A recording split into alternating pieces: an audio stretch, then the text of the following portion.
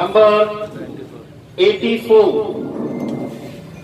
Number 84.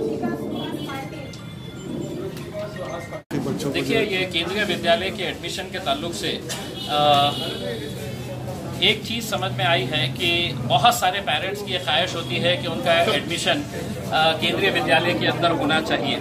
तो बहुत सारे पेरेंट्स वो रजिस्ट्रेशन करते हैं, लेकिन एक खासदार को सिर्फ 10 एडमिशन्स कराने का पावर होता है, यानी कि 10 लोगों के ही कूपन्स केंद्र सरकार हमें भेजती है। उसमें से आप जिस किसी को चाहे वो एडमिशन करा सकते हैं, जिस किसी को चाहे आप वो एडमिशन करा सकते हैं। एक सवाल ये है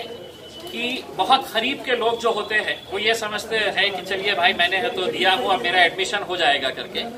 अब वो एडमिशन कैसा होना चाहिए, या तो हमने अपने रिकमेंडेशन खुद अपना तय करना कि ये मेरे करीब का है, ये मेरे करीब का है, ये मेरे करीब का है, और उसको हमने अलॉट कर देना, या हर पेरेंट जो जरूरतमंद है, जो अपने बच्चे को पढ़ाना चाहता है, उसका ख्याल रखते हुए हमने ये तय किया था कि हम जितने भी रजिस्ट्रेशन आएंगे, मेरे हिसाब से तकरीबन 170 लोगों ने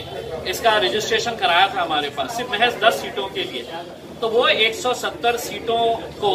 हमने है तो चिट्ठियां बनाई और सभी बच्चों के जरिए ही ये पूरे चिट्ठियां उठा के 10 के 10 इनके सामने ही हमने कराए हैं, ताकि इसके अंदर एक ट्रांसपेरेंसी रहे और पेरेंट्स को भी ऐसा न लगे कि मैंने दिया था, मेरा नहीं हुआ, इसका हो गया, उसका हो गया है। तो इनके सामने ही सभी चिट्ठियां लाई गई है और इनके सामने ही ये पूरा प्रोसीजर एक ट्रांसपेरेंसी के जरिए किया गया है। सर, एक सवाल ये है कि जैसे एक खासदार को सिर्फ साल में 10 टोकन मिलते हैं, तो आपको नहीं लगता सर कि ये अब बढ़ना चाहिए? क्योंकि देखिए, मैं खुद अपने लेवल के ऊपर ये कोशिश कर रहा हूँ कि औरंगाबाद के अंदर चूंकि आर्मी का एक बड़ा बेस है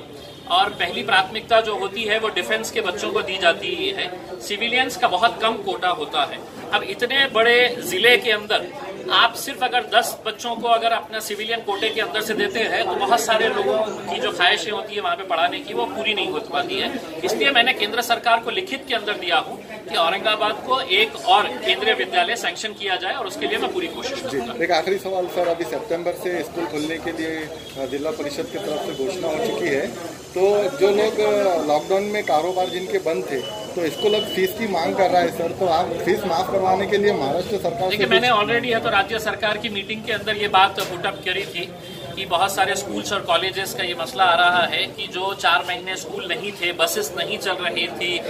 वहाँ पे दूसरे उनके कोई एक्टिविटीज नहीं चल रही थी, उसके बावजूद भी जो बच्चों से फीस मांगी जा रही है, तो ये थोड़ा सा नाइंसाफी है क्योंकि अभी हर कोई परेशान है। तो उसमें क्या रियायत देनी चाहिए, इस बारे में सरकार ने कहा कि हम विचार करके इसके ऊपर फैसला करेंगे। अब वो फैसले का इंतजार हमको भी है कि वो क्या रियायत स्कूल को भी तकलीफ ना हो और पेरेंट्स को भी तकलीफ ना हो। सर, एक छोटा सवाल ये, सिर्फ खासदार इम्तियाज अली साहब ही क्यों सारी चीजों की तरफ ध्यान देते हैं, बाकी पार्टियां या बाकी खासदार जो 20